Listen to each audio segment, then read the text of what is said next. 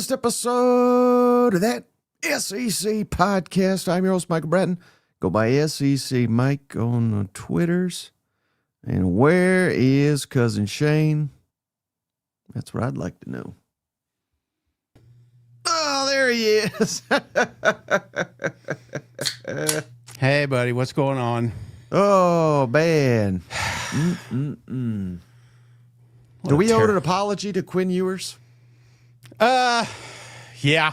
I mean, yeah. You look kind of like Quinn Ewers with that haircut. This is the closest Kirby they had. I said, what's the ugliest hairstyle you got? And they gave me this one, Mike. So I apologize. I even had to trim a little bit off the top.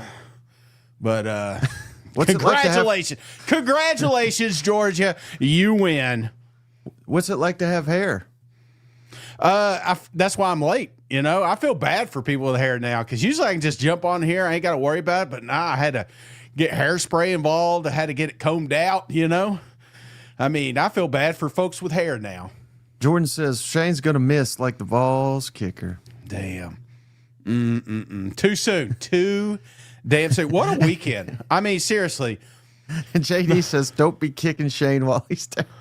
Seriously, man. My daughter said, what the hell? That's what she said.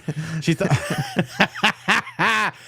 you think I should grow it back? I mean, I don't know. Maybe Kirby's on to something there. I think it's a good look for you.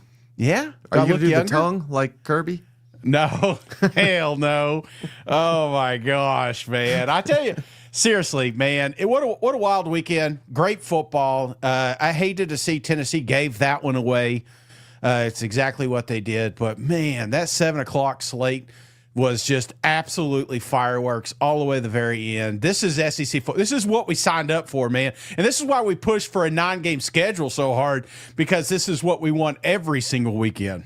Right. Well, the weekends, I mean, they just keep topping themselves, Shane. I think this is the best weekend yet of SEC football, but there's two ways you can make the weekend just a little bit better, if that's even humanly possible, Shane, is going over to MyBookie, presenting sponsor of the show. MyBookie, the online sports book. Start an account, throw in an initial deposit, and put in that promo code SEC. They're willing to give you a $500 no-risk wager right out the gate. What's that mean? That means whatever your first wager is, if you win it, you can cash it out. See ya. You're like Kirby. You come into kneeling, you get a win, and you go home. But if you lose it, like the Tennessee kicker, they're going to give you your money right back. Again, only if you use that promo code SEC over at MyBookie. So check them on out and check out our friend. I know Shane. Yeah, the only way he got through the game, and I think the only way he got over it after, was them Tennessee legends. Got me through it. Absolutely, Mike. These guys are awesome. Not only, I tell you, brother, not only did I enjoy 3.5 quarters of that football game, you know, I enjoyed it even more with Tennessee legend. And if you are by the Smoky Mountain locations, be sure to stop in and let them know that the cousin sent you. Not only are you going to get a discount, but you will also get a free gift. And if you can't get it, or if you can't get to Tennessee, then go to your package store and tell them they need it on the shelf. Be sure to send a picture and say, hey, come on now. We got this on here. Send it to thatsecpodcast@gmail.com or DM me, and we will include you for Tennessee Legend. I will be debuting the Legend tomorrow morning on the SEC Hangover. Well, you know who else? Our other sponsor, Shane? Yeah. Legend, Cousin JR has done it again. He's back, Shane, and he's feeling good. He's gifted 5 dogs, 5 memberships. The Legend, JR. Thank you, cuz. Shout out, JR. Any chance 5 for 5 extra yards we gave you with a false start there before that damn kick. Right, so shout out Joe B1, Joe Bone, maybe that's what that is. That's pretty cool. Sam Shepard, Daniel Grove, Dallas Smith, and Aiden Aragon. What a name! Welcome to the family. All right, Shay. Before we get into it, also I want to toot my own horn. Yeah. Last time I'm going to do a sponsor here. Prize Picks here. So I went 5 for 5, Shane. So if you ain't going already to Prize Picks, put in that promo code SEC. You play 5, you get 50. I mean, hell, I'm giving you free money over here. So go check it out. And then here's our week 3 roundup of the picks. Shane is, man, he's in the gutter over here. Yeah. He's talking that talk for weeks on end. He only got 9 right. Shout out Liquid Shane. He led the way with 11. Damn. The Cousins are whooping everybody's ass. 38 correct calls for the Cousins. Steven, Shane, and I are tied at 36. So what does this tell me, Shane? The Cousins know more about football than we ever will, and they're whooping our ass. And now the pressure's on Cousin Ben because he's the next Cousins celebrity picker. He don't want to cost him the lead. You know what?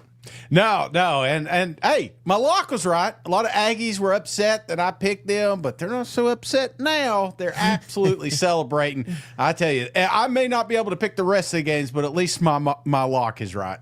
Right. All right, so let's get into it, Shane. I know this is going to be painful for you. Game of the week, game of the year, I think, up to this point in the SEC. Georgia, mighty Georgia, comes into Rocky Top, beats Tennessee 44-41. What a damn game, Shane. Tennessee had it. They let it slip through their fingers. I mean, both these teams were red hot right out the gate. How about this, Shane? Georgia, 502 total yards. Tennessee, though, 496. I mean, this was a damn battle of epic proportions. Here's the difference, though. Georgia on third down, 8 of 17. Tennessee, 5 of 12. And Georgia was 5 for 5 in the red zone for 26 points. I mean, that was quite literally the difference in the game. And we got to give this man some love, Shane, because we were, carpet bagging. Is it time to see Puglisi, the backup? Hell no, it's Gunner's show. This guy came alive. Here's just his statistics against Tennessee. 304 passing yards, 2 touchdowns, 38 rushing, and another touchdown, including the biggest throw of the damn game to old Landon there for a touchdown. I mean, what an epic performance by Gunner. And if you're here to doubt Gunner, I'm here to tell you to go to hell. Because them dogs, Shane, is hell right now, and they're rolling. Is Georgia the team to beat in the SEC? Right now, absolutely. Yeah. I think obviously things could change, but right now the Georgia Bulldogs are the best team, not only in the SEC, but in the country, if you ask me. Going on the road, this was a big one, man. This was a big win for them dogs. I thought gutsy, too. You look at 4th and 6, and you trust Gunner to throw it to the side of the end zone. You know, I thought that spoke volumes to the amount of trust that Kirby has in his quarterback. And once that happened, we all felt it. We watched it. You were here with me.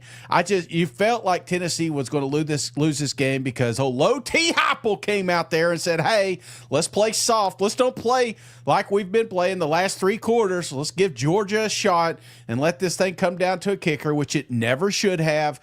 But absolutely, absolutely a disaster for Tennessee on the back end. But, hey, you know, I told you we're not going to hang the banner because we played this one close, but I will tell you, if you are a Tennessee fan, you feel pretty damn good about this football squad. I feel better about this team than I did last year. How about this man? Again, these are just the stats against Georgia, Shane. Shout out Joey Aguilar, completed 67% of his passes, 371 yards, 4 touchdowns.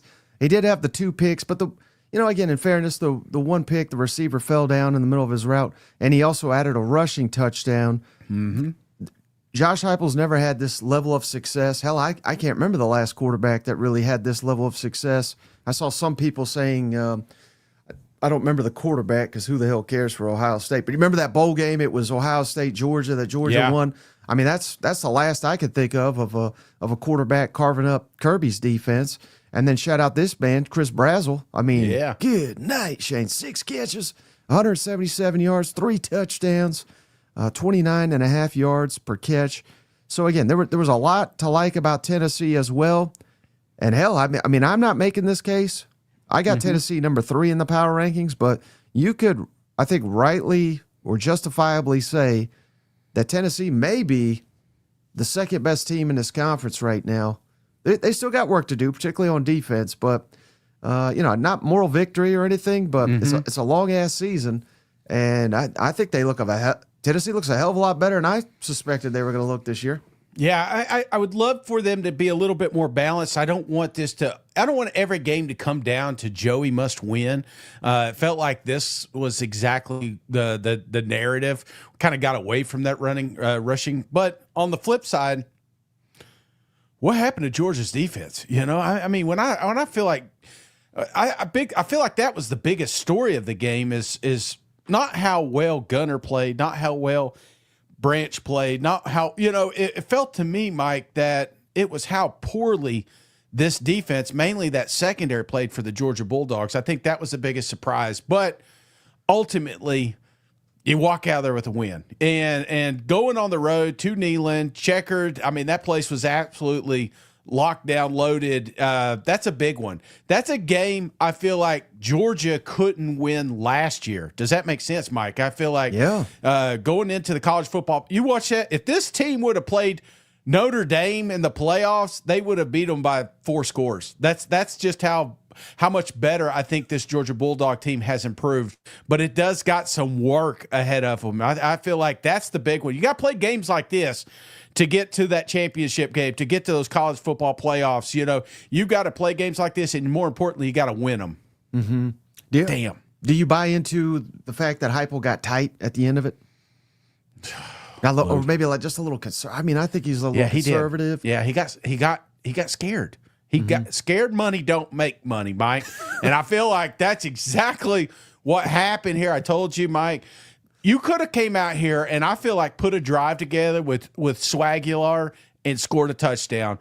But instead, we set up for a field goal, which that we didn't need to. We just score. Just go score. This Georgia defense couldn't stop you, and we stopped ourselves. We put it on this little 14-year-old kicker to come out here and win the game for Tennessee. It shouldn't have been that. If anything, it should have been down to the 10 or 5-yard line. I mean, there was plenty of time. There was plenty of yards in that game for Tennessee to get closer and make it easier for his kicker. Mm-hmm. But more impressed with Aguilar or Gunnar Stockton in this game? In this game, I'm going Gunner. I'm going Gunner. I think you got to, right? On the road, absolutely. And more importantly, didn't just lock down on one guy. I mean, he was looking for everyone. Total package, not afraid to run the ball. He played a physical game. So did Joey. I don't want to take anything from him. I think arguably these are the two best quarterbacks as far as Saturday play. And it was a damn chess match between them. But that 4th and 6 is what sealed the deal for me, because I don't know of a handful of quarterbacks that could have made that play in that moment like Gunner did on Saturday. Shane Burgundy? They're saying. I want to talk to the manager. Oh, man. All right, last thing, and then we can move on, because I know you get emotional here. Any concern? I saw Liquid. Great question. Any concern about these defenses? Because both of them, again, it's early. It's two highly talented teams with apparently really good quarterbacks now, great coach, all that. But any concern that these defenses are not good enough to win at a high level, perhaps? A little bit, and I more importantly, like Tennessee. Part of me wants to like tap the brakes. You're down. You're starting 2 cornerbacks. Right. You got a defensive lineman not there. I mean, there was a lot of injuries that Tennessee was dealing with. So I kind of tamper a little bit of the blame on the defense. I'm worried about the Georgia, because we talked about this during the watch party. There was moments it felt like there was some kids lost back there in that secondary.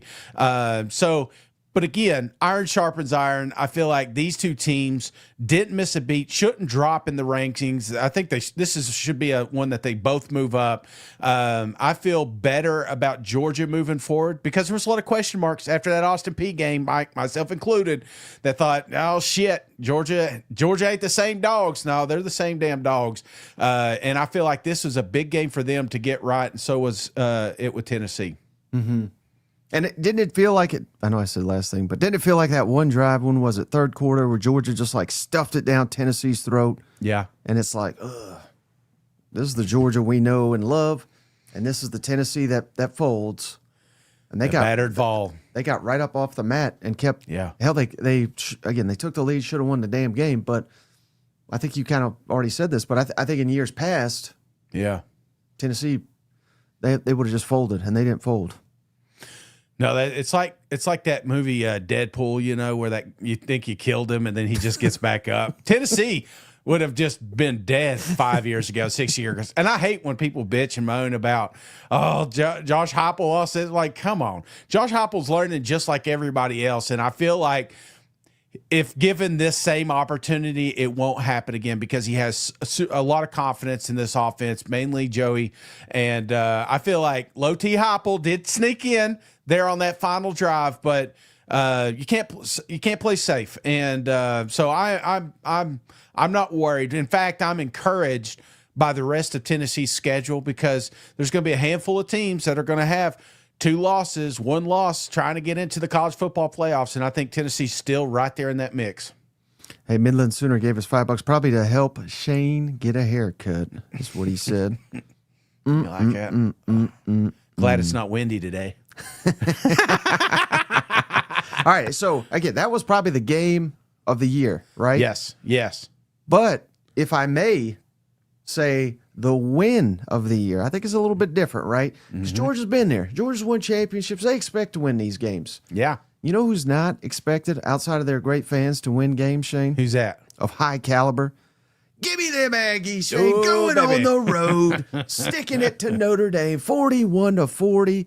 What a damn game, Shane. And this is like getting the weight of the world off your shoulders. And for anybody that missed it, Notre Dame came right out, blocked a punt, returned it for a touchdown, and you're thinking, oh, this is same old Aggies, right? Yeah. Irish got up 17-7. A&M got hot in the second quarter, 21-10, led the way, and then the Irish even won the second half, but really came down to a two-play two plays. Tyler Buckner, remember him, Alabama quarterback, botched the snap on a PAT with 2:53 remaining, left the door open for A&M, and Marcel Reed connects with his tight end with 13 seconds left to go with the PAT to win it on the road, Shane. And man, this is by far the biggest win of the Mike Elko era at Texas A&M, and could prove to be a turning point for the program. Just how big is this one? Huge. Absolutely huge. Because this is not the same A&M, Mike. You know why? Texas A&M doesn't go on the road and beat a top 25 team. Texas A&M does not pull off an upset against an 8th-ranked opponent. They do not. They fold up when they are down 7 points late in the fourth quarter. That's the Texas A&M we knew. This is the same old 8-4 that we thought we were going to get. And seeing this, Mike, there was no give up. Not only the kick return, they said, shit, you know what? Give us the ball back. We'll do it again. They marched down there, get a score. This is not the same Texas A&M. This right now, brother, is the hottest team in the state of Texas. And this is what we talked about, Mike. This is what we talked about. This was going to be the launch pad for them Aggies. And I feel like now people are starting to take a little recognition that the Aggies are not the same 8-4 joke punchline anymore. Man, and how about this guy, Shane? Old Mario Craver. What a damn game. 7 Super catches, Mario. 207 yards, a touchdown. I mean, he had 139 yards after catch. Just absolutely insane. And I mean, Casey Concepcion, he was making big plays too, but hell, you just can't guard them both. You know what I mean? And Marcel Reed, he didn't have a flawless game, only 46% completion percentage, but he made the damn plays when they mattered. 360 passing yards, 2 touchdowns. He did have a pick, but he made several big time throws in this matchup. And I never lie, Shane. I never lie. I didn't think there was any shot in hell A&M was going to convert. I don't know about you. On it was fourth and goal from like the 11 and a half yard line. They had many chances. Notre Dame's got a very capable, well, at least I thought they had a capable defense. But I don't know. I just, I didn't think they had it in them. And hell, I picked them to win the game. So they proved me wrong. I think they're going to prove a lot of people wrong, Shane. I think A&M is, I said it on TexAgs, nothing's given.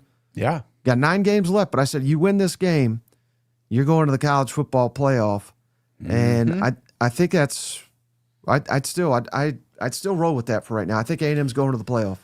Brother, after that one, I'm looking at this schedule, and I wouldn't be surprised if they're not favorites in all but 2 games, maybe even 1. That's where I'm at right now with this team, because it's the balanced attack. They finally got that running game going. Marcel Reed can throw a football. Holy shit! Now we got 2 dynamic weapons on the outside. I felt like, Mike, short of the defense, let's don't act like 40 points is. That should be a red flag. Mike Elko said he's going to fix this thing. I haven't quite seen that yet. But if A&M somehow figures out how to stop teams from running and passing, oh, man, A&M not only could be in every game, but they could win every one of them. Right. Well, yeah, and in fairness, I mean, I think Notre Dame knew like everything was on the line here, right? I mean, they're in an 0-2 hole. Yeah. They're probably not going to make the playoff now after advancing all the way to the national championship game. So yeah, they got players too, Shane. They got players too. You know what I mean? So going on the road and doing this, I get it. It was too much scoring, but some of that was the punt block return. So yeah. Well, I mean, I don't know about that, Mike. I think Notre Dame. Come here, give me that camera back. I got all gelled up for this one. Hey, I'm telling you right now, Notre Dame did not expect to lose this game.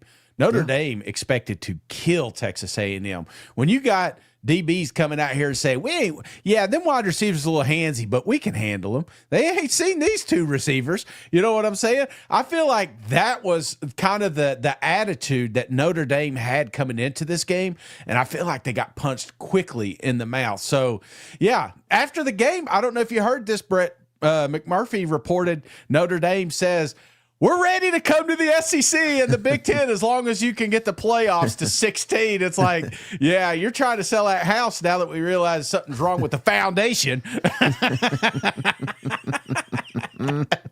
Hey, sorry, I want to catch up on some of these super, Shane. Shout out, we got Steven up, $20. This is a donation for cousin Ben Helms. He picked the Vols over the Dogs. Sorry, Ben, and I'm a man of my word. Roll Tide. How about Maroon Goon here? Here's some of my bookie money. I took Vandy and A&M to win. Hell yeah. Yeah.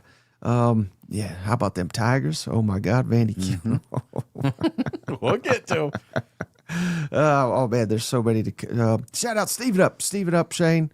Thank you, cuz. Any chance you could look that up for me? Yeah, but we got Steven up here. But while we do that, Shane. Yes. Any final thoughts on A&M? Again, I mean, they're going to a bye week, so now we won't get to talk as much about them. But I can't overstate how important this game was, I think, to his program, and just kind of proving that this is a new era there in College Station, not the same. I mean, I don't think Jimbo Fisher in a million years would have won this damn game. No, I don't either. And real quick, Mike, I want to give a shout out to Wonk. Sounds like a perfect family member. Wonk, welcome to the family. To the family. You've been gifted a membership by Steven Up. Yeah. No, I just feel like this was a big one.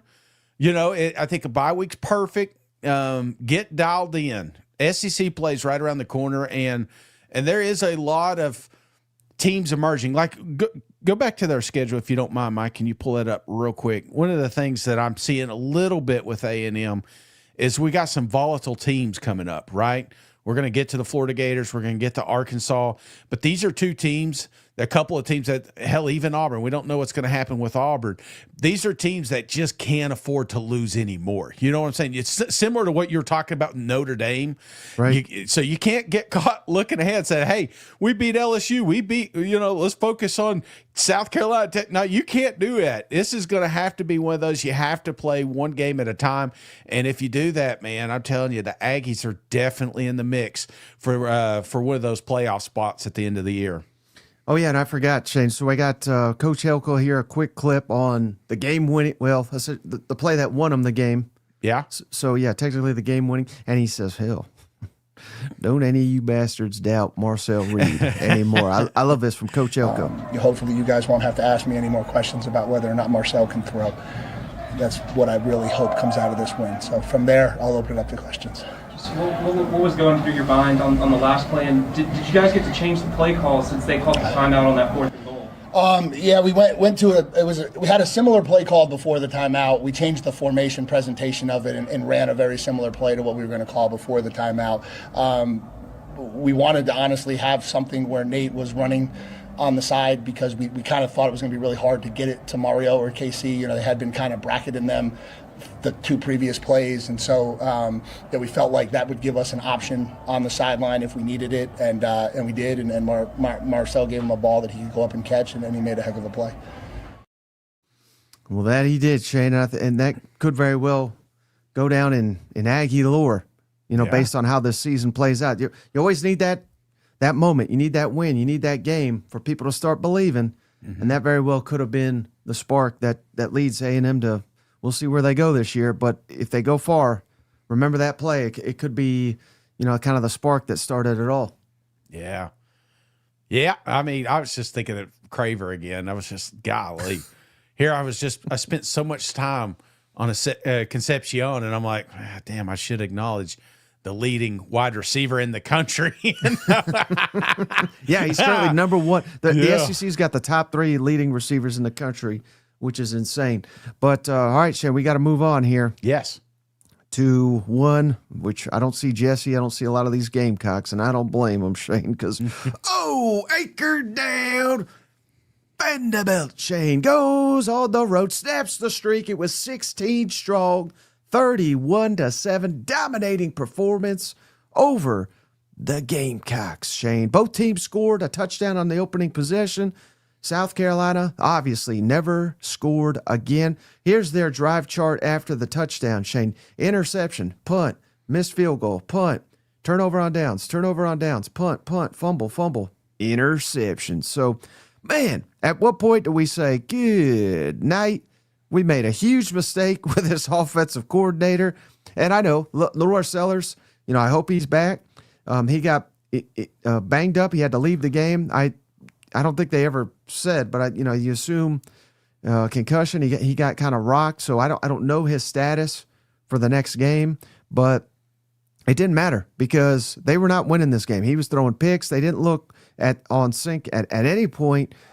Vanderbilt dominated the rushing performance, 146-86.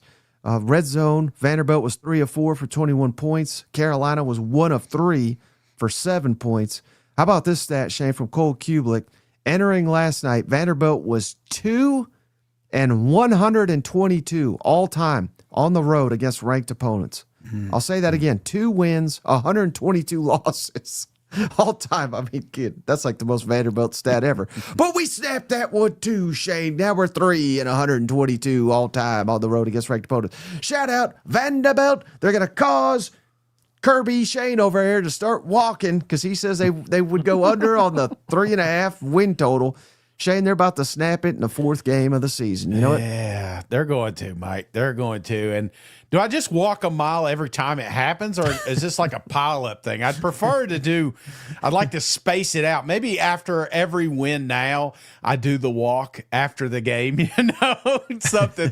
Man, I tell you what, I was so wrong on Vanderbilt. I was so wrong on South Carolina, and I get it. Lenore Sellers getting hurt, and that obviously was a big piece. We don't know exactly how this game would have ended, but it never felt, even with Sellers out there, that this was South Carolina's game to lose. It felt like this was Vanderbilt's game, and I mean, right out of the gate, that first 6-minute drive, that is Pavia. That is Pavia magic right there. Just keep the clock drained, which they led the time of possession. We knew you let them do that. You keep a game close and at hand, you will lose every single time to Vanderbilt. And man, I have never been more wrong on a football team than these guys right here. I can't imagine any team remaining on Vanderbilt's schedule is looking forward or just penciling in a win anymore. This is a dangerous football club, man. So, I mean, what's the bigger story? South Carolina fading or Vanderbilt rising here? Well, unfortunately for Vanderbilt, it's always going to be about South Carolina. I feel like Lenore Sellers will be the big storyline, what would have happened kind of thing. But Honestly, if I'm Mike, Vanderbilt, I probably prefer that, though, don't you think? yeah, to a point, but we're still through. Are they top 25? I don't even know if the AP voters got a chance to glance at this game, but Yeah, they are ranked now. Yeah, I mean, this is a top 25 team. Should have been, I guess, from week one. So they're finally starting to get their recognition. Yeah. Oh, It helps man. Theo's on the sideline dating Pavia's mom, so let me ask you, Mike, let me turn it on you. Are you more concerned about South Carolina's offense or just the defense imploding? I'm more concerned about the offense. Okay. Because, again, we got Sellers, we got Harbor, we're supposed to be talented, we got a 5-star left tackle, and we just look absolutely lost out there. And now with Luke Doty, bless his heart, I love these stories. These guys stick it through, could have transferred. He's played about 4 different positions for South Carolina, but I don't know if he's your answer. And now, I mean, we haven't even got to the most difficult part of the schedule, and we say it every offseason, and we say they start slow. I don't know what the hell it is. I truly don't know. Whatever the hell they're doing in the offseason, they need to mix it up because they always start slow in Carolina, so maybe they'll get it resolved. But now we're going another game, Shane, another game with Mike Shula as the offensive coordinator. This is 4. And the first 3, we said, well, they only got to 17 points. Couldn't even get to 17 this week, only got to 7.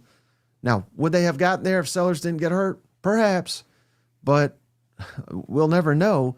And I don't think you could just put it all on Sellers because it's not like they were whooping ass with him in there. You know what?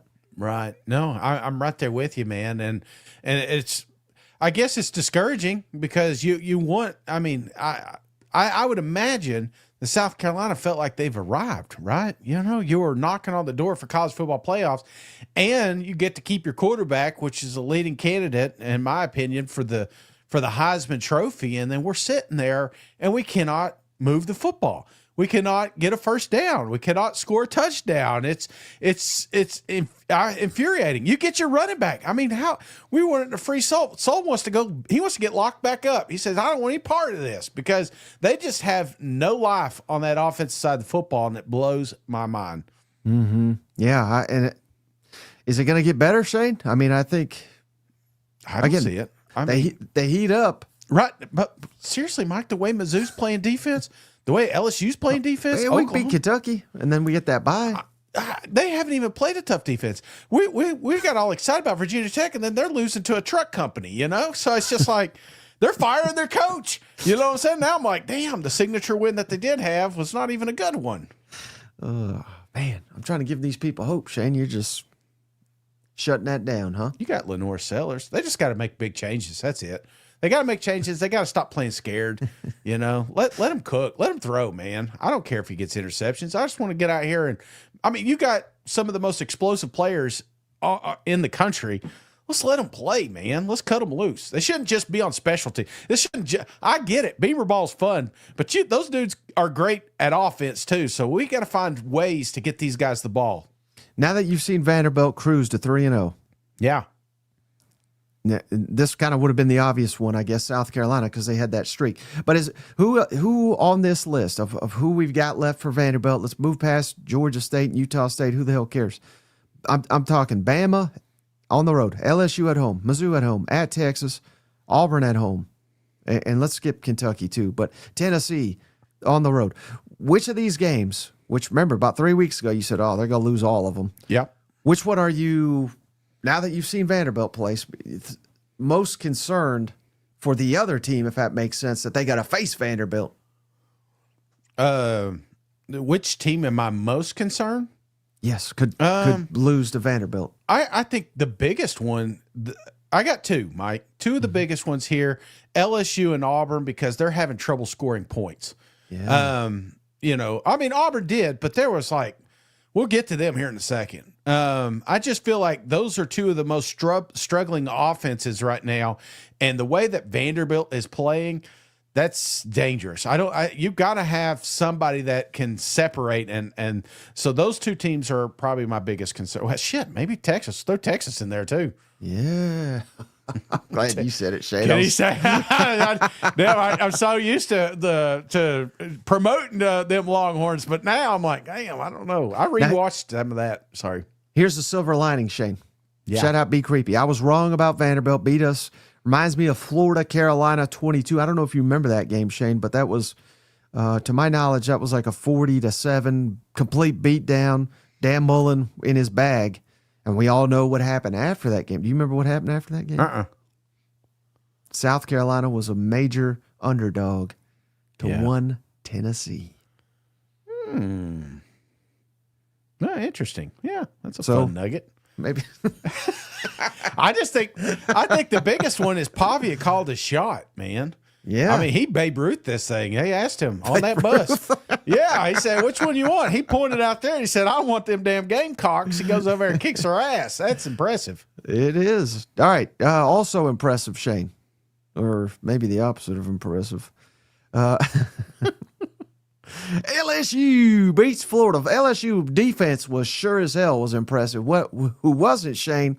And again, this is what I've been spouting for a week here. Again, Napier's going to get the brunt of it. I don't think Napier's got a shot to survive. Mm-hmm. But DJ is the one that's killing us. Good night, Shane. 287 passing yards. That's good. 1 touchdown. That's good. 5 interceptions. Oh, my Lord, Shane. That's the most interceptions a Florida quarterback has thrown in a single game since 1992. Good night. DJ wasn't even alive back then. Jaden Ball, our workhorse, got it 10 carries again. We just forgot he exists, I guess. But hell, I mean, LSU wasn't much better than them. I mean, again, you get 5 interceptions. How in the hell are you going to lose unless your team's throwing 6? This was an ugly game. LSU rushed for 96 yards on 25 carries. Florida rushed for 79 on 27 carries. LSU 0 for 2 in the red zone. Florida 1 for 1 with a touchdown. And Florida, again, same old Shane. They had an 87-yard touchdown returned by penalty. That really could have broken the game open. And hell, I think the Gators would have won it. But hell, you can't be cheating either. You can't be doing illegal shit like you. But that's kind of the story of the first of the 2 losses: scoring touchdowns but getting penalties. And man, this is a tough one. This is like a meltdown of epic proportions here for old DJ. But what's your thoughts on LSU? I don't know if you want to call it surviving. We'll get to Coach Kelly here in a second. He was pretty damn heated after this one, but 20-10 win over Florida. Oh man, tough watch, right? You know, I think my great-great-grandfather would have appreciated this game. Good defense and I don't know, 50 pass attempts, DJ Lagway. You know, I feel like, what are we doing? You've got the best running back, arguably the best running back in the country, and yet we still find ways to let DJ try to win this thing when clearly he's not on his game. Has it been since week 1? And these weren't tip passes that became interceptions. These were some of the worst passes I have ever seen in the SEC. It's like not just worse. It was terrible watch. And the Gator fans, they're done. They are completely done. The savior of this program, when he's coming out here throwing 5 interceptions, that was the gel. That was the glue. Now they're like, you know what? F it. If he goes, he goes. You know what I'm saying? Get the coach out of here. I'm surprised. I will be surprised if Billy Napier survives one more loss. That's where I'm at right now with the Florida Gators. With College Game Day coming to town? God, even worse for them. Because if Miami puts a damn ass whooping on them, which Carson Beck would love to do, and he has done before, I feel like, yeah, this may be the final straw. All eyes are on the Florida Gators right now. Yeah, but you said a lot there. Are you concerned about LSU? That defense is elite. I'm not. When you've got one side really good, really good, I feel like there's potential to win any game. And right now, LSU defense is playing out of their damn mind. It may be the best defense in the country. And the seesaw from having this elite offense to now an elite defense. I have no doubt in my mind, that LSU has plenty of talent. I mean, I think they've got the most expensive wide receiver room in the country, yet they only get one reception per game. I feel like that's the argument that we're going to have to get is let them loose, get the running game going, get the passing game going. It's there. You have the pieces. It's just putting it together. You have a defense that clears up. If Nuss comes out here and throws an interception, who gives a shit? You got Weeks whenever he can come back to come out here and help you. You got Perkins come out here and help you. You got a secondary that is just ball hawks back there. Yes, let's have some fun. Cut them loose, coach. I don't know. Can't run the ball in Louisiana Tech, Shane. Yeah. Can't run it on Florida Gators. Again, I just don't know this. You're not going to get 5 interceptions a game, are you? No. I'm concerned. Is it sad to say they probably played the worst quarterback that they're going to play the rest of the year? Yeah, I mean, very well. I think so. With we'll see about Ole Miss. We'll get to that game. Yeah, they got a little controversy now. Let's assume Sellers is back. Diego, Marcel Reed's on fire. Ty Simpson. Yeah. We'll get to that. Taylon Green, John Mateer. Oof. Yeah. I mean, they got their hands full, but they're going to have to score points, like you said.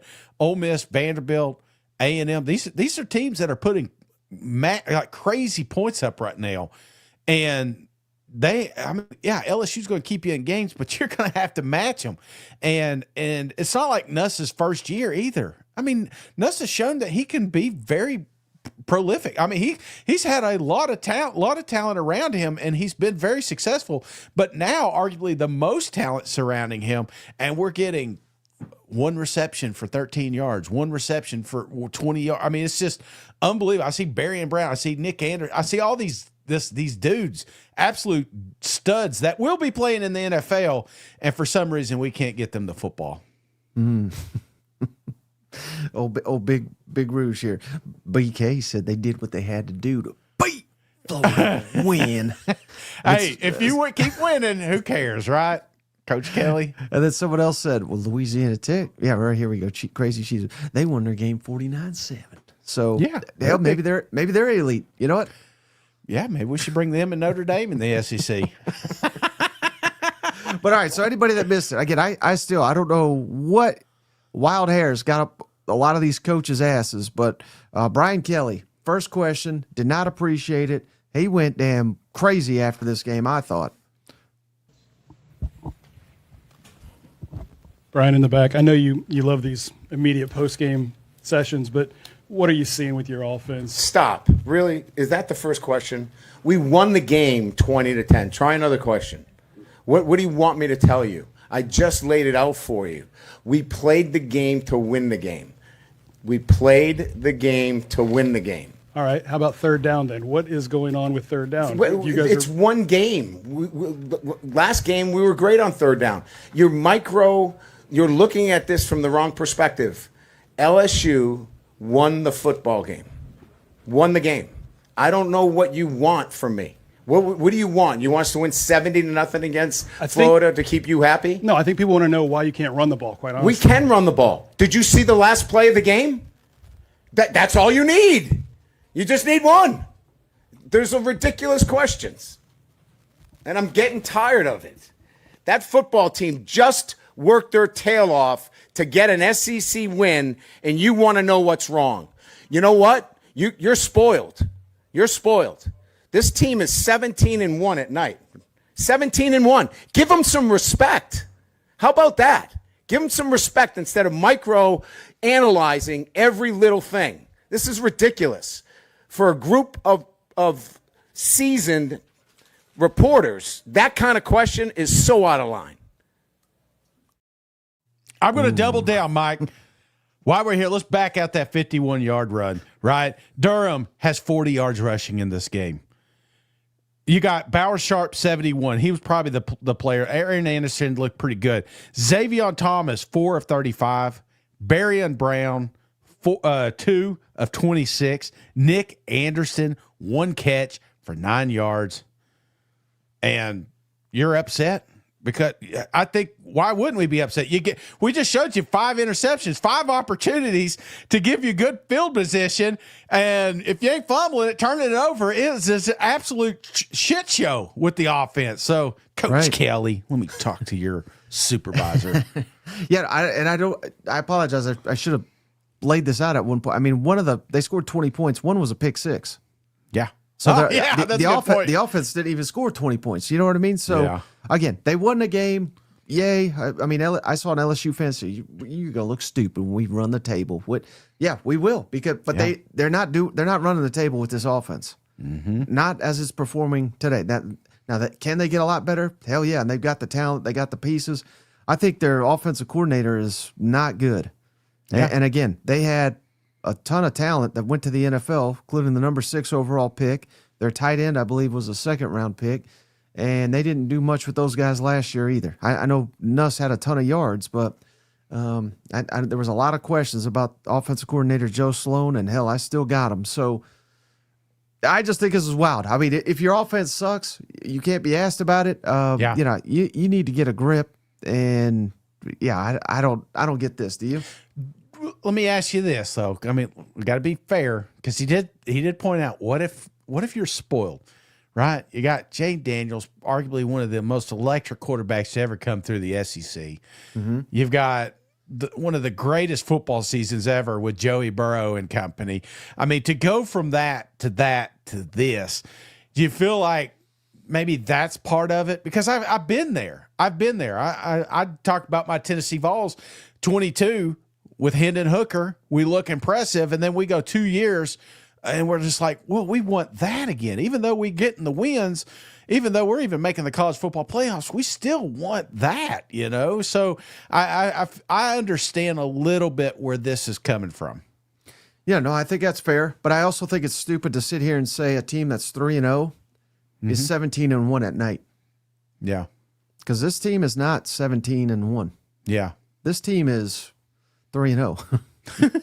You know, and they beat Louisiana Tech and they beat Florida after the quarterback threw 5 picks. You know what I mean? So let's not crown their ass that they've won 17 games. I think that's damn foolishness. No. What about Florida though? I mean, oh yeah. So here's what everybody keeps asking in the comments. Yeah. What week do we fire Billy? I mean, do we do it after maybe the bye week? I don't know. I don't know if we wanted an interim going into Texas. But and I don't know if we want an interim going into Georgia, but I don't know. This is tricky. I got my Hendon Hooker out of the way there. Mike, this is the week. This is the week. Mike, you have to win. If you lose to Miami going into the bye week, you're out. Is it Billy's fault the quarterback's throwing 5 picks? Yes. I don't think so. Yeah, because you had kid gloves on him all off season, and you're wondering why he's not. It's not just that, Mike. It's the discipline. It's not Billy's fault that DJ can't South stay Florida, healthy. Mike. You're telling me right now that DJ lost the South Florida game, or was it DJ and the coaching? No, shit, no. We talked about that all last week. I don't know. You need to go back, go watch. Watch it. There's Zach no Goodall's reason. article. There's no reason that South Florida after miss throw by DJ Lagway, and then they're scoring touchdowns, and there's just penalty after penalty. I don't think that's on Napier. I really don't. Well, doesn't mean you have to have him out there. Bench his ass. Give him a little bit of that humble pie. Ole Miss is doing it. You know what I'm saying? I feel like if you're making mistakes, pull the kid. If he's not giving you the best chance to win, then he shouldn't be in there. There's no reason they should have lost. Coaching lost South Florida. I'm not saying coaching lost this game. 5 interceptions lost this game, you know. But the fact that they were able to stay in it with 5 picks leads me to believe that a few other decisions, maybe we would have had a better situation here. So, no. Yeah, that makes sense. Look at Brandon. He says, Shane is sassy in that wig. And Benny says, Mike, don't argue with her. She'll get the manners. What about this, though? What if... Again, we basically did this all week with LSU, and it was a disaster. What if he flips it? What if they beat Miami? Top 5, because we don't got respect for Miami, right? No, I don't. What if they beat Miami? Does he earn another week? Oh, he earns another week. Yes, yes. I mean, obviously he does that, but he is walking the green mile. You know what I'm saying? He is walking the mile, and I feel like any wrong turn, he's lit up. So yeah. He gets out here and he says the right things, and I like that saying, scare money, don't make money. I said it earlier, but I feel like he's playing scared right now. And if my quarterback is hurting my football team, I'm not afraid to bench his ass, you know, because I feel like a little spark wouldn't hurt. A little just, let the kid, if he's hurt and he's not in, let's don't put him out there in that situation until he's ready. Yeah. All right, Shane, we got to move on. Yeah. Excellent point by you. But, hey, excellent point by Ole Miss. Beating Arkansas 41-35. The double cousin curse alive and well, Shane. But how about this kid? I would not be surprised. In fact, I think he will be SEC Offensive Player of the Week. Trinidad Chambliss, Shane. Yeah. Back up. He had to start. He even got hurt in this game and came back 21 of 29, 353 yards, 1 touchdown passing, 2 touchdown rushing. He was a machine. Taylor Green was everything we said he was. He did everything he could to keep his team afloat. And hell, I think Arkansas very well could have won this game. If they didn't fumble at the end, I think they would have won it. 305 yards passing for Taylor, a touchdown, and then 111 rushing and another touchdown. This was a back and forth. God, they don't believe in defense in Oxford and Fayetteville based on this damn game. It was up and down, back and forth. Arkansas actually got down 10 late. But again, they made a rally. They had the football. They were going for the go-ahead score, and receiver fumbled, and that was all she wrote. But again, I want to credit Chambliss. I want to credit Ole Miss, and particularly the coach. I've been thinking about this all day, Shane. Yeah. Because I've been hard on Ole Miss, which I think they deserve. But I think it's a masterful coaching job to win a conference game like this with your backup quarterback, and then he gets hurt. They throw in Austin Simmons, who he didn't look like he should even be out there. Yet he ran a little bit and he threw a touchdown, and a masterful coaching job to do all that. Mm-hmm. But at the same time, do you have any issue at all with Lane Kiffin taking his wang out and peeing on the SEC injury report? Because this is supposed to be a thing that they do, and he even said it in the postgame. He said, well, you saw it, Austin. He wasn't injured. He played the game, so he didn't have to be on the report. But clearly, that guy is. I don't know. I don't know if he's even going to play anymore until he's healthy. You know what I mean? So, thoughts on Kiffin kind of making a mockery of the injury report? Yeah. Any thoughts on that? No, I mean, if you were to pick a coach that would do it, I mean, he'd be leading the list, right? He's anything that feels like gives another team a competitive edge, I feel like Lane Kiffin's going to absolutely hate and despise. So I'm not surprised here.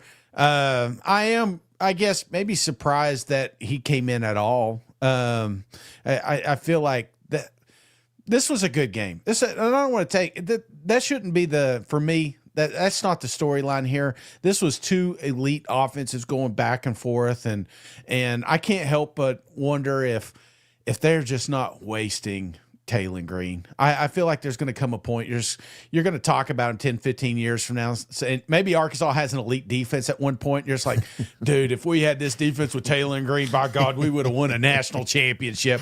I feel bad because there's been so many years that's been the problem was the offense, and now you have it, but you can't win. You know, if I told you, Mike, Team A, Team B are going against each other, and this thing's going to come down to one possession, one score. Which coach is going to win, Lane Kiffin or Sam Pittman? What would you tell me? Oh, Lane Kiffin, 10 out of 10. And so would every Arkansas fan because they're used to losing close games, which is very disheartening. This was a very, very fun, entertaining game, and you knew somebody was going to be pissed off or upset at the end, and unfortunately for the Razorbacks, it was them this time. Right. At the end of the day, I said all that to ask you about the injury report.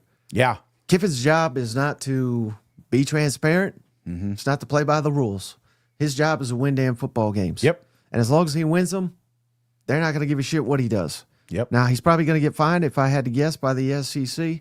but I think that's all that's going to happen to him. So again, that's what he's paid to do, and he's damn good at it. So yeah, I mean, again, it's kind of weird, but I guess one coach doesn't have to honor the rules, but the rest do. I don't know. That's kind of interesting. But again, who the hell cares? You know what? Yeah, if we had a list of coaches that need they're in timeout, him and Brian Kelly are definitely the two right now. And they get to play each other soon, so that's going to be awesome.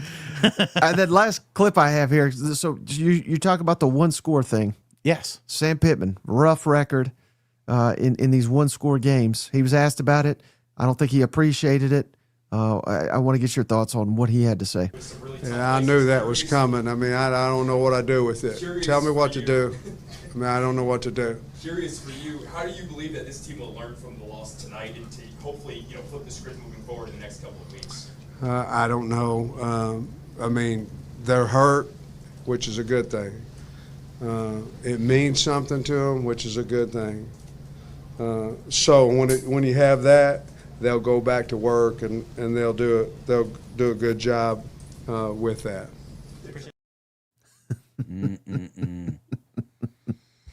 I love Sam, but that is the worst answer.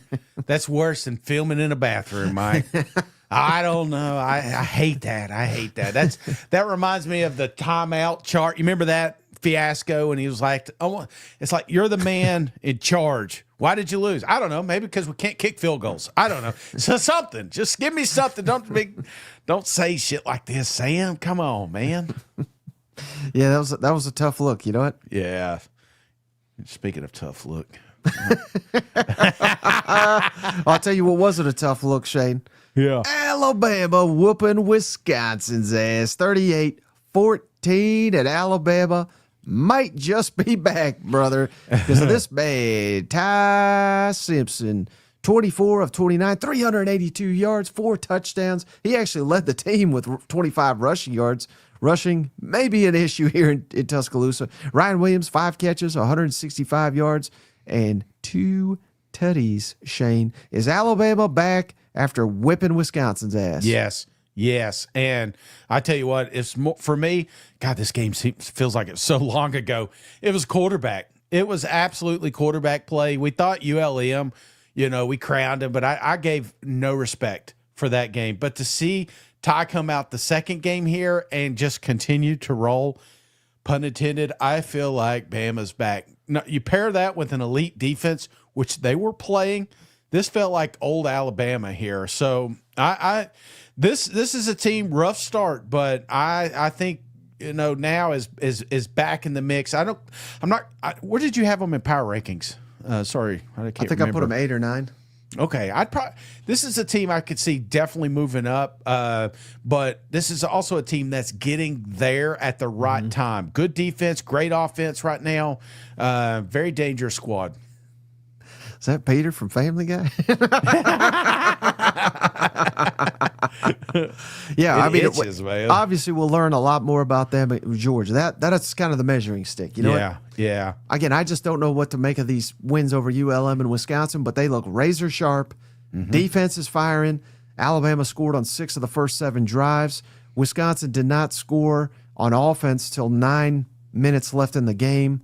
The only other score was a kickoff. So they completely dominated this game. It was not even as close as the score, and not the score was anywhere close, but it was not even close as the final score would indicate. So, yeah, this is the Alabama I thought we were getting. Yeah. And they still have every opportunity is in front of them, and I can't wait for them to face off in Athens because that's going to be one hell of a game. You know what?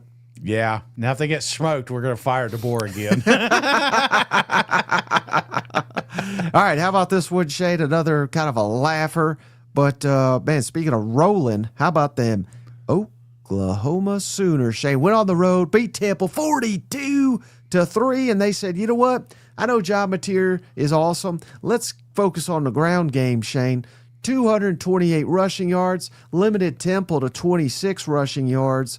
John Mateer was 20 of 34, 282, a touchdown and an interception. And buddy, 25-0 was what they jumped out to, and they didn't. There was no points in the fourth quarter. So I mean, this game was over by halftime. Nice win. I thought it would be a hangover, perfect hangover spot. No hangover. In fact, they looked better than they've looked all season. So shout out Oklahoma as a conference play. Yes.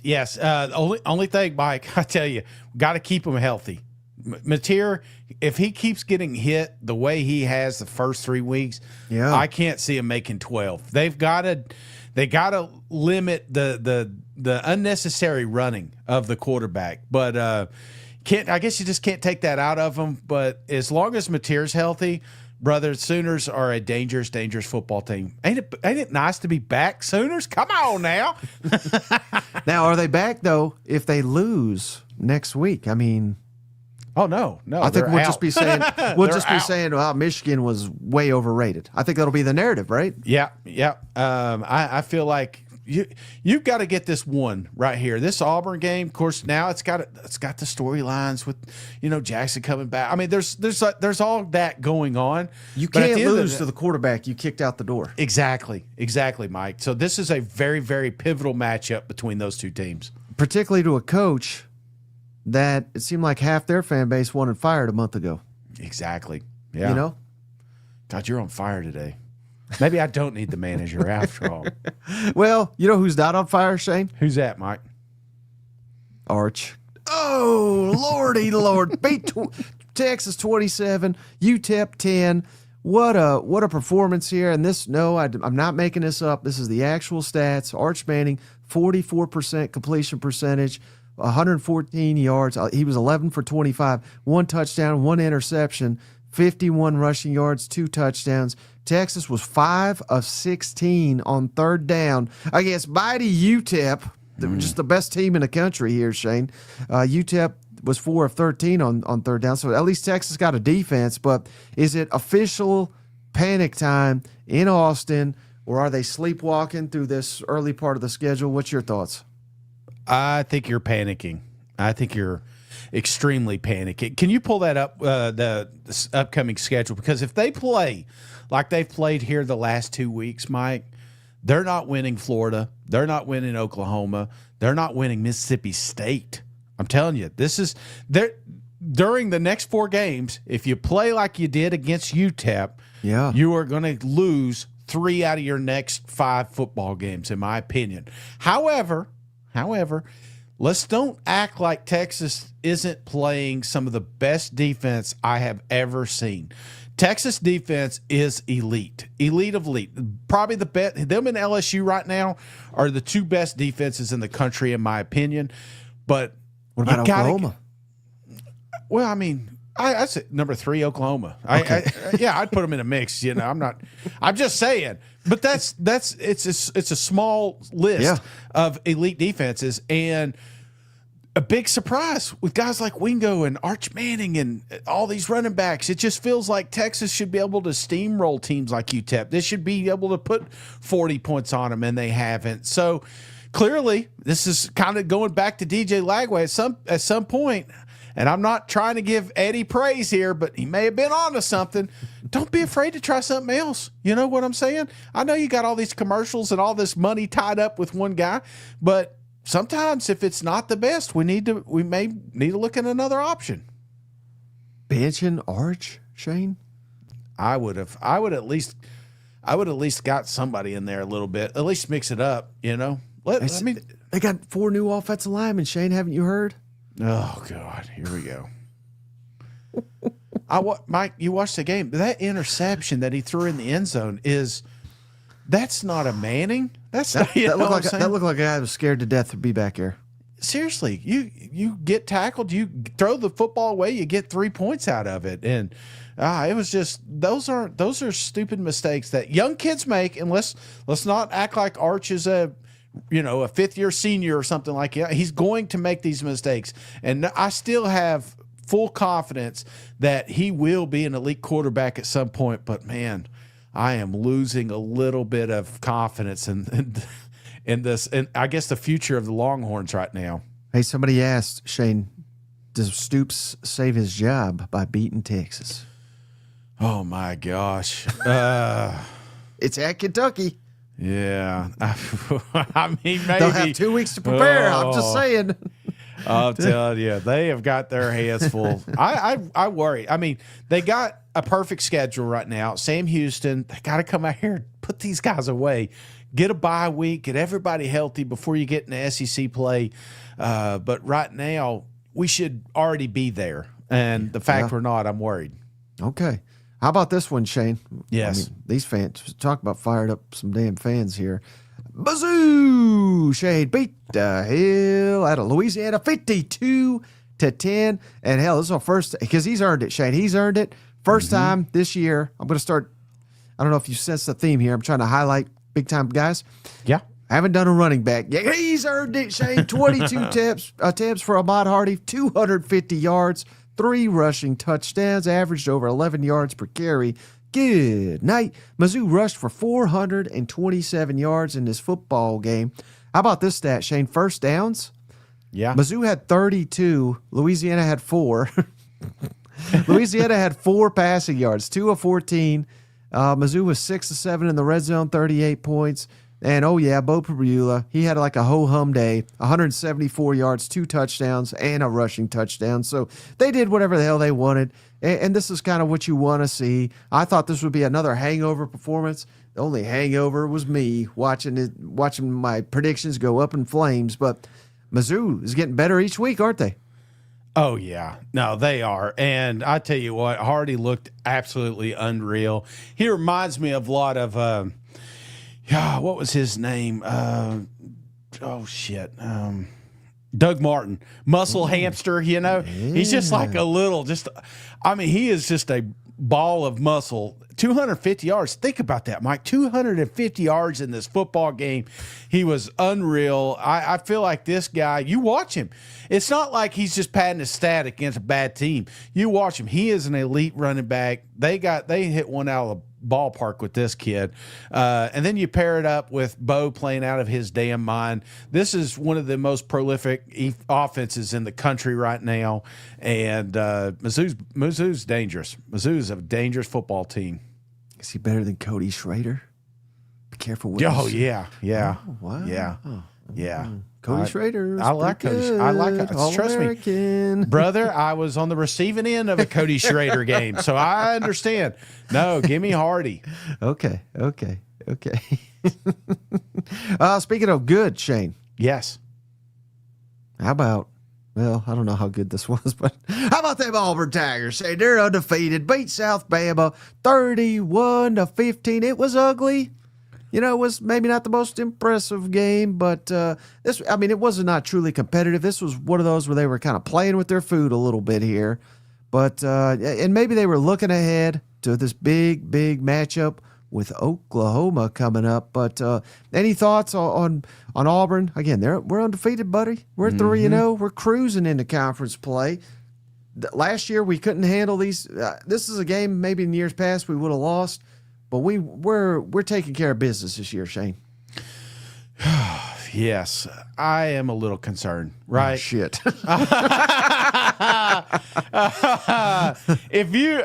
Seriously, Auburn fans know there was some damn game. Let me say this. You've got 2 of the best receivers. I mean, we couldn't wait for these guys to catch footballs from Jackson. And the problem is the catching part. I've never seen so many damn drops in my life. I feel like there are moments in this game that Hugh Freeze is trying to build his confidence, right? Get his mind right, that he's an elite quarterback, that he's a quarterback of an elite program, but he's not getting any help. You know, the drops are infuriating. And once they figure that out, absolutely, I feel like this is a dangerous football team. The defense is still they made a few mistakes in this game. I joked, I called them a little bit of a leaky D, but I do feel like all in all, though, the way Auburn's defense playing paired to how good Auburn's offense can, right. I feel like they can win some games, but they have got to tighten that up this week. Only 3 possessions in the second half for Auburn. Yeah. And they got a field goal, and that's it. In 3. And now they shoot up the clock. That's kind of maybe that's what they wanted to do. Get out of here. Yeah. Survive in advance, and they did it. But I don't know. I mean, this is going to be tricky. I think everyone's going to be picking Oklahoma. Mm-hmm. I think that's perfect for Auburn. How about that? Got them right where they want them. Just like Kentucky, Shane beat Eastern Michigan 48-23. Cutter Bowley came in. He gave us 240 passing yards, 2 touchdowns. Seth McGowan, he's heating up. Shane, 104 rushing yards, 3 touchdowns. Is Kentucky back, Shane? Hell no, man. They gave up almost 500 yards on defense, man. I mean, that was how many times we say that? Like, these loyal fans and a good defense. Well, they just got loyal fans now.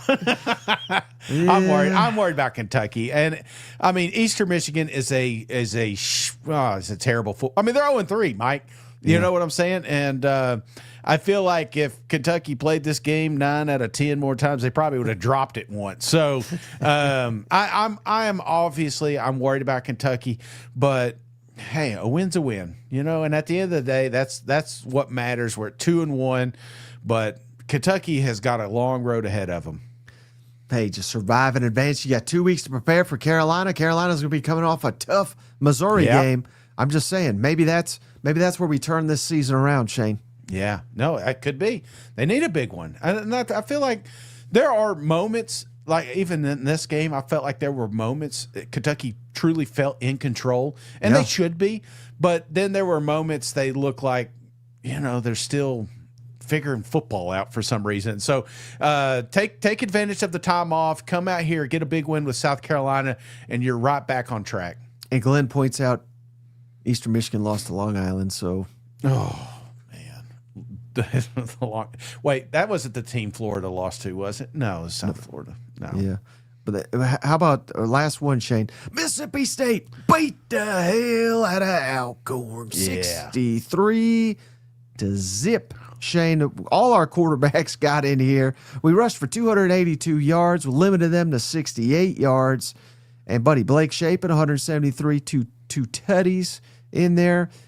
Mississippi State scored on virtually every drive. They did have one pick, but they only got held one possession otherwise. Again, Alcorn, you're not going to get any brownie points for that, but just no hangover, taking care of business, and you move on to next week. This is a game, as silly as it sounds, they may have tripped up last year. They beat them by 63 points this year. Yeah, well, and I hate to keep bringing Texas up, but, you know, you score 28 points in the first quarter. That's what you're supposed to do with teams like Alcorn, you know. And I feel like last year Mississippi State, you know, 3-4 years ago, those teams weren't doing that. So definitely not 2 years ago, 3 years. You know what I'm saying? So right. I'm feeling a lot better about Mississippi State. And again, not a lot of people are talking about it. It feels funny. You get a top 25 win, then you just go disappearing again. But don't sleep on them Bulldogs, man. This team is back. They are dangerous, and they can score points in a flurry. Mm-hmm. All right, Shay, speaking of scoring points, you're about to score some. Yeah? Because you're going to guess the opening lines, buddy, for next week. All the lines we got. How about, and thank you, Shane, for loading this graphic because it kind of makes it nice. Texas hosting Sam Houston. What do you think the opening spread is? Give me. Remember, Arch is not very good right now. I know. 37? 42. Okay. Texas is favored by. So, hey, the odds makers still are in love with Arch Manning.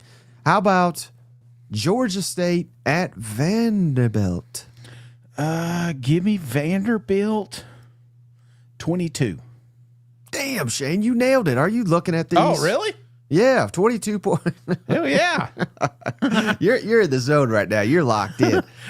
Speaking of locked in, how about Mississippi State hosting NIU? Mississippi State 31. Okay, maybe you're not looking. Okay. Mississippi State favored by 22, same as Vandy. Oh, there's my lock right there. Okay. Well, yeah, not so fast, my friend. UAB at Tennessee. What's the opening line? Oh, Tennessee 38. So close. 35. Okay. They're going to pull the starters, you know it? So yeah. Otherwise, it'd be more. Good point. How about Arkansas at Memphis? Arkansas 21 and a half. Trap game, Shane. Arkansas favored by 4.5. What? Damn. Memphis must be cooking over there. I don't know. I don't know about that. How about this one, Shane? Tulane at Ole Miss. We don't know who the quarterback will be for Ole Miss, but I'm kind of assuming it'll be old Champlain again. Yeah, I think this one will be 18. 10.5 in favor of Ole Miss. Damn. John Summerall, he's a hell of a coach. College game day, Shane. Florida at Miami. What in the world are they doing down there? And what's the point spread? Miami 6.5. 8.5. Okay, Billy's now last game. Sure, tune in. how about South Carolina at Mizzou? Give me Mizzou 4.5. 7. Oh man, It's probably because they don't know about Sellers, you know? Gonna I be a assume good game. Sellers is going to play, but we'll see. And then last one, Shane, game of the week, in my opinion, Auburn at Oklahoma. Give me Oklahoma 1.5. 6. Oof. I told you, a lot of love for the Sooners, man, and John Mateer. Yeah, that's going to be a good one. What a great – I know I keep saying that, you know, I say that every week, but damn, there's going to be some good football games this Saturday, Mike. Hey, shout out Stringer. He says, Mike, is this a new hot cousin of yours? Is it single? And, yeah, so let's go through I missed all these super I was Shane. afraid people would think JD was on with you again, you know? Shout out Matthew. Gave us €5, I think, Shane. Shane's just pissed if Vols don't have Austin Peay's defense. That's true. That is true. We would have won that game. Queen of the Cox. Hardy's going to run it up our ass next week. I might sell my tickets. Shane and Mike need to be co-OCs for the games, Cox. Come on. Yeah, maybe that's what they should start doing is letting the fans call third down, you know? Shout out Benny. He gave us $5. Shane Hardy is the headless horseman because he decapitates them defenders. Damn, Hardy's good, man. Tyler, Arch is older than Mateer. Is that true? I don't know. I have to fact check that. Yep. Corey Mizzou just became a member. Corey, Welcome to the family. Somebody's happy they're undefeated. You know what? Absolutely. Kayla DeBoer's agent is if only there were whiskey that could help Vol fans get over the tough loss. Maybe some sort of Tennessee branded. There it is. And David Shea, remember you guys were talking about a bourbon bet. I'm glad glad you probably didn't. Howdy toddy. Cousin Shane will never hear the end of the bourbon bet from me. Rebels playing well. The team will start coming together and playing. Oh, yeah. Need the defense to tighten up. Does Shane want to speak to the manager? Says I Fatal do. Work. Crazy Cheese Whiz. Dust Bus still exists, but it's in the parking lot right now. You know, it's funny. The older I get, the more I do see the desire to talk to a manager. You know, usually I just let shit slide. But, you know, you leave the nugget sauce out 2 times in a row, it's like, I need to talk to somebody. Just like you were. Welcome to the family. Go Gators. Florida's defense has given up 2 touchdowns in 3 weeks, Shane, and they're still 1-2. Brandon says you need to go to media days with that wig. I'm never wearing this again. It is itchy. Double D became a member. Double D. Welcome to the family. Corey Kyla, Mizzou beat the hell out of South Carolina, 49-14. I get hair and double D joints, you know. Sorry, Shane. Tough loss. We appreciate you. Thank you. Thank you. Cousin Appreciate Joe, hey Cartman, can I get a screw you guys? I'm going home. Where would you rate Elko, Shane? $5. Elko among SEC coaches in year 2. I mean, hell, I thought last year he was SEC coach of the year to the last month. So yeah, he's certainly in the top half. Yeah, I'd probably say 6, 7 right now. Yeah, I think that's about fair. Jimbo says feels like 98 for A&M. Ooh. Grandmaster Choda. Shane looks like if Cracker Barrel had a mascot for most DUIs in the league. Coach Cousin Cameron, $10. I lost a bet to Tim and Robert. Arkansas choked. Here it goes. Howdy, toddy. Let's see. I think we got all the rest of these. Yeah. All right. So anything else, buddy, before we jump off here? Well, I appreciate all the cousins and family members hanging out. Be sure to hit that thumbs up. Really does help us out.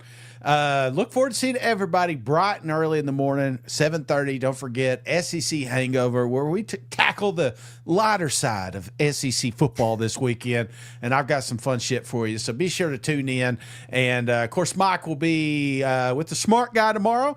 So we look forward to seeing everybody here. JP, thank you so much, cuz, for putting this list together. Today's shout outs go to Smoked Pigskin, Justin McCollum, Cousin JR, Ben Helms, Maroon Goon, Brandon Norwood, Midland Sooner, Liquid Flames Jr., Cameron Williams, Grandmaster Choda, Jimbo Fisher, Gray, Carried by Dad, Steven Up, Cousin Joe, Jordan R., Corey Kyla, Brandon McClever, P5 Cowdery, Georgia, got Trinidez. I messed that one up. Sorry. Crazy Cheese. I'm sure that's an easy word and I just overlooked it. Fatal Recoil, David Chambers, Kalen DeBoer's agent, Tyler Talley, the Queen of Cox, Ben Etruska, Matthew Dealer, and Stringer Films. Thank you so much for being legends today. And thank you, JP, for putting the list together.